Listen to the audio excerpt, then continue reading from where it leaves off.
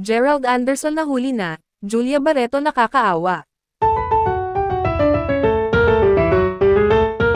Mainit na pinag-uusapan ngayon sa loob at labas ng showbiz ang usap-usapan kung kinasal nga ba sina Julia Barreto at Gerald Anderson, dahil matapos ang ilang linggo ng pananahimik mula sa dalawa, kumalat ang mga larawan at video na di umano'y kuha sa isang pribadong pagtitipon kung saan kapwa sila nakasuot ng mga damit na kahawig ng isinusot sa isang kasal, habang si Julia ay nakitang nakaputi at si Gerald naman ay naka-Amerikana. Dahilan upang mas lumakas ang haka-haka na maaaring nagkaroon ng isang secret wedding ang dalawa, subalit hanggang sa kasalukuyan ay walang kumpirmasyon mula sa kanila kung totoo nga ba ang naturang kaganapan, at dahil dito, mas lalong nadadagdagan ang kuryosidad ng publiko at ng kanilang mga tagahanga na sabik malaman kung ang kanilang matagal ng relasyon na dumaan sa samot-saring kontrobersya at pagsubok ay nauwi na nga ba sa isang mas seryosong yugto ng kanilang buhay, kung saan marami ang natutuwa at nagsasabing nararapat lamang na magtapos ito sa kasalan dahil sa ipinakitang katatagan at pag-ibig nila sa isa't isa,